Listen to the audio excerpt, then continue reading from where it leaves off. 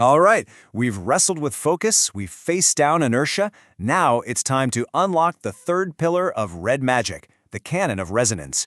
This is the secret that separates the beggar from the sovereign, the chaser from the creator. Let's get into it. But first, let's just cut right to the bone with a question. A really honest question. Are you a creator, or are you just a beggar staring at your own reflection, pleading for it to change? Because your answer to that, right now, defines your entire reality. To even understand why you've been playing the part of the beggar, we have to look at what you're up against. And this isn't some story from your past. This is a live battlefield, and you are standing on it right now. Remember the canon of inertia? That freight train we talked about? Well, that's your life. Your current state of being, your problems, your limitations, it's all one massive, hurtling train of momentum, and it is barreling down the tracks at you in this very second. You've tried to stop it, haven't you? You've stood on those tracks with your New Year's resolutions, your positive thinking, your wishful hopes, and every single time you've been crushed. But listen to me. The problem wasn't that you were weak. The problem was that your method was, frankly, pathetic. So, what was this pathetic method? Oh, it was a very comfortable, very seductive lie, one that has kept you and millions of others running in circles. It's time to drag it out into the light. You were told to chase the thing you don't have, to visualize the money, to manifest the love, to yearn for success. This is the beggar's philosophy. It's a brilliant spiritual trap designed to keep you permanently focused on what you lack, on the empty space. And here it is, laid bare. Look at the two paths. On the left, the slave method, chasing the reflection in the mirror, always focused on the lack. It's an endless, exhausting chase that leads nowhere. And on the right, the sovereign method. You stop looking at the mirror entirely. You become the source. You focus only on who you are. And the reflection? Well, it just takes care of itself. It becomes inevitable.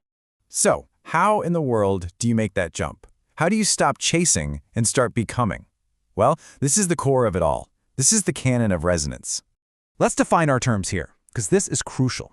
The red light, the very substance of reality itself, is not your friend. It's not a genie. It's not a god listening to your prayers. It is a perfect, cold, impersonal mirror. Its only job is to reflect perfectly. And here's the paradigm shift that changes everything. That mirror does not care one bit about what you want. In fact, the very act of desiring something screams to the mirror that you don't have it. All it can do is read the truth of your being, your metaphysical signature in this exact moment, and reflect it back to you with zero judgment. And there it is, the master axiom, the secret to the whole damn thing. Stop screaming at the mirror. Stop trying to negotiate with the reflection. The only work that matters, the only point of power you have, is to change the thing casting the reflection. You. Now, this isn't about affirmations or just thinking happy thoughts. No, this is about ruthless internal engineering.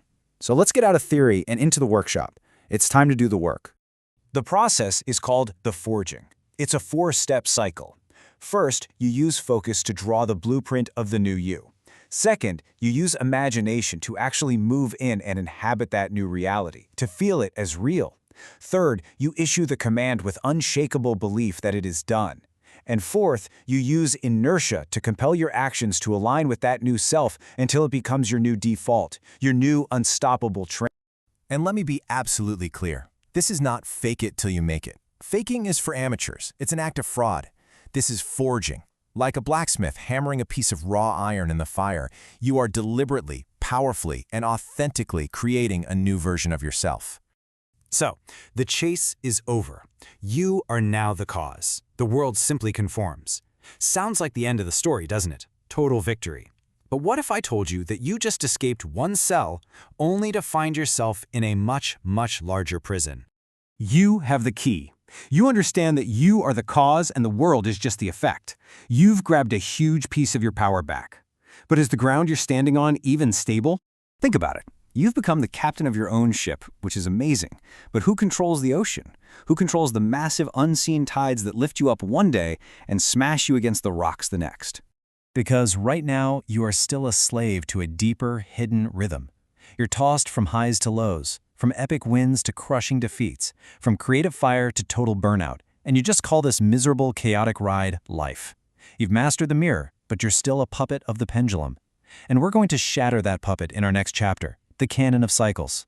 If this cracked you open and lit a fire, drop your wildest takeaway in the comments and subscribe to chase the next twist with the Awakened. Episode 28 is called